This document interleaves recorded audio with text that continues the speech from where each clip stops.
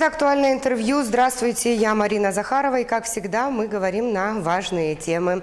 Сегодня о применении новых технологий в сфере строительства мы поговорим с директором Инженерно-технического института Северо-Восточного федерального университета имени Максима Кировича Амосова Терентием Корниловым. Терентий Афанасьевич, я вас приветствую. Добрый день.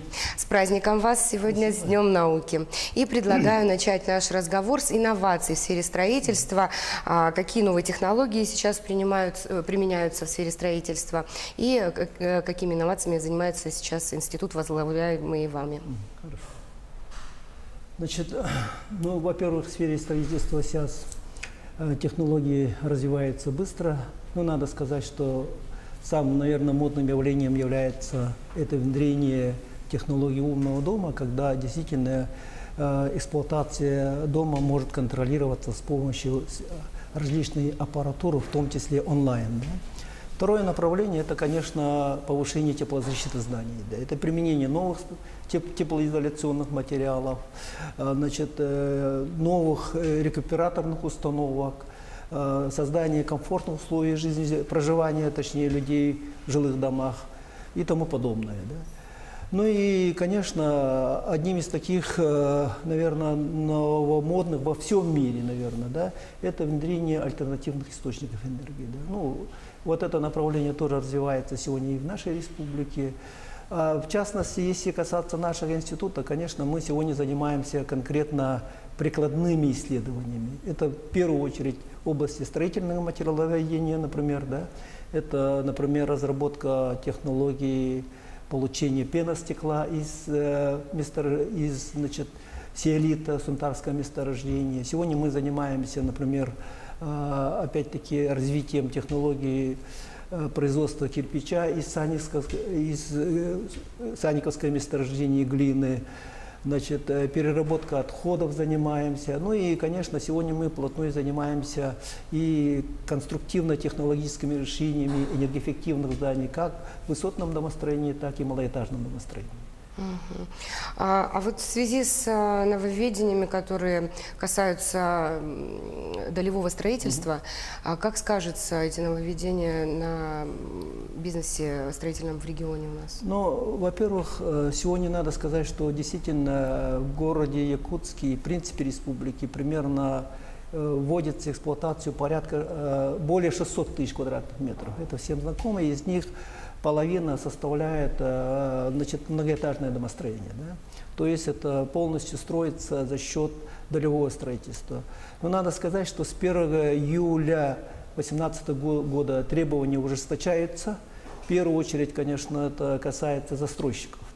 То есть застройщик должен иметь на счету не менее 10% от стоимости объекта. Но если возьмем, проще говоря, если возьмем одноподъездный дом, эта стоимость будет порядка 250-300 миллионов, то есть на счету должно быть не менее 25-30 миллионов на счету застройщика. Второе, застройщик должен открыть эскроу счет, значит, банки обязательно, да, и уже средства, которые вкладывает дольщик, они сосредотачиваются только на эскроу счетах, а застройщик получает из этих средств через банк. То есть банк будет предоставлять определенные средства застройщику. Ну, естественно, я думаю, сегодня, то есть в большей степени у банков еще появятся функции контролирующего органа. Я не думаю, что за счет вот этих дополнительных функций, появления дополнительных функций, банки будут, значит, снижать какие-то свои ставки. Да? Ну и, наверное, все знают, что действительно, что с этого года и с прошлого года, что проценты по ипотечному кредиту должны снижаться, но практически я не думаю, что снижение происходит, так как, ну, я вот из своего личного опыта знаю, когда Сбербанк, например, предлагает под 7,4%, а на самом деле, вот я вчера получил 13,5%, 12,5-13,5%, то есть скрытых процентов много. Да. Поэтому я думаю, все-таки, и при том, да, вот обратите внимание, что с рынка, наверное, скорее всего, исчезнут мелкие игроки, то есть мелкие застройщики, у них должен быть опыт, у застройщика, опять-таки, там требования. Есть, конечно, положительные моменты, да, то есть более жесткие требования застройщику. Застройщик должен, например, иметь опыт работы не менее 3 лет, да, то есть у него должны быть построенные уже объекты не менее 10 тысяч квадратных метров и так далее. То есть положительных моментов тоже много в этом нововведении. Да. Но с другой стороны, мелкие застройщики, я думаю, все-таки уйдут с этого рынка и останутся более крупные застройщики. Но, естественно, стоимость жилья, я думаю, за счет услуг, которые будут предоставлять опять-таки банки и так далее, я думаю, все-таки повысится. Скажите, а вот наши застройщики, в принципе, готовы к этим? Ну, наши застройщики, конечно, они сегодня обеспокоены этим процессом, но те, которые все-таки хотят остаться на этом строительном рынке, сегодня ведут работу в этом направлении. Ну, в большей степени, наверное, прилагают все усилия, чтобы до 1 июля получить разрешительную документацию на новые объекты. Ну и готовятся, конечно, к нововведениям. Я думаю, в Якутске останется не более 5 таких застройщиков. А вот говоря о проблемах в сфере строительства, мы не можем не спросить о том, как избежать некачественного жилья. Ну, действительно, сегодня рынок достаточно насыщен, надо сказать. И действительно, нам пора уже переходить к жилым домам, так сказать, нового формата, который отвечает современным требованиям, особенно по теплозащите. Да? И, конечно, технологии сегодня позволяют. Да? Ну, например, возьмем, что в Якутске, например, сегодня все заметили, наверное, из-за отсутствия ограниченности земельных участков, мы перешли уже к высотному домостроению. Я называю это 12 этажей и выше, 16 этажей и тому подобное. Да? Но из закона физики известно, что инфильтрация воздуха именно в таких домах гораздо выше. Ну, например, для 16-этажного дома разница давления наружного и внутреннего воздуха составляет порядка 80 паскаль, а для 9-этажного 47 паскаль. То есть любая щель и так далее, она будет сразу проявляться. То есть будет продаваться будет проникать холодный воздух. То есть поэтому нужно, конечно, качество строительства резко повысить. И если мы переходим вот к такому виду строительства и, в принципе, поменять сам подход к проектированию, ну, например, той же вентиляции. Да. Вентиляция вот в таких домах, то, что типовые вот решения, да, вентиляции уже не подходят к таким высотным домам. Вот ранее вы говорили о том, что дома КПД 60-х, 70-х годов постройки приходят в аварийное состояние, но ведь более 20% жителей у нас проживают именно в таких домах. Вот что делать в этой ситуации, по вашему мнению? Значит, мы проводили в течение нескольких лет мониторинг вот таких крупнопанельных зданий 464 серии. Ну, во-первых, надо сказать, что они сегодня абсолютно не отвечают современным требованиям по теплозащите зданий, по энергоэффективности зданий. Да? Это первое. То есть между стыками панелей и сами панели, значит, происходит утечка тепла.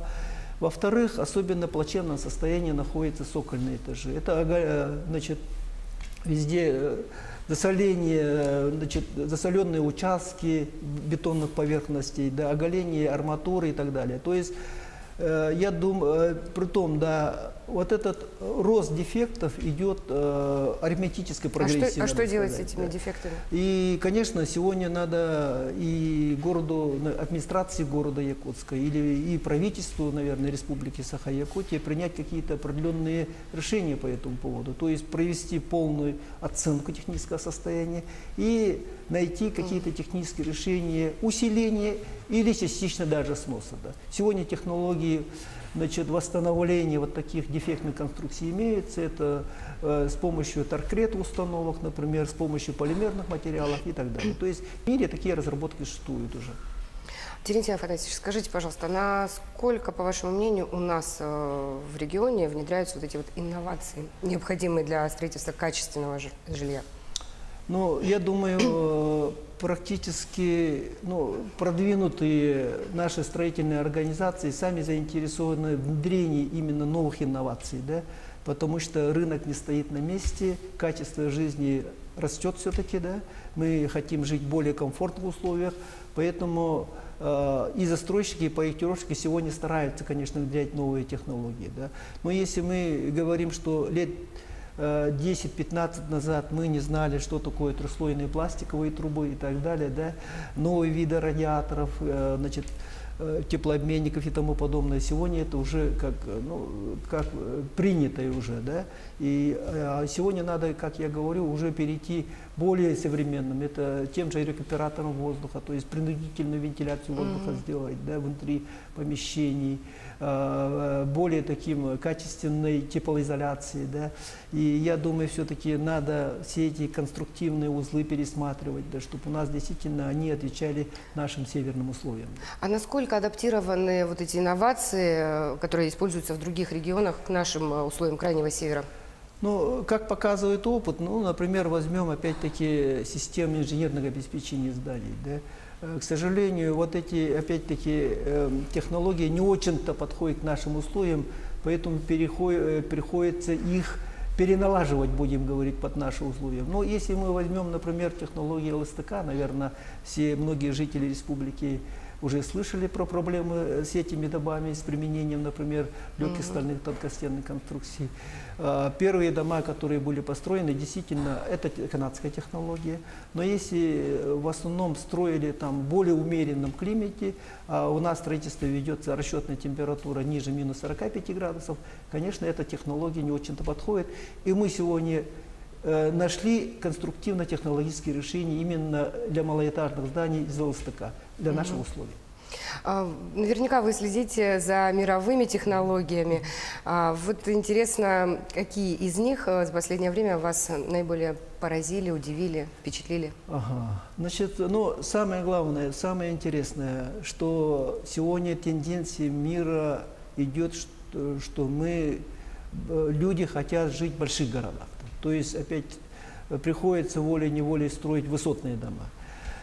Сегодня появились, например, новые виды высокопрочных бетонов с добавлением наночастиц, будем говорить. Это опять-таки идет большой толчок к высотному домостроению.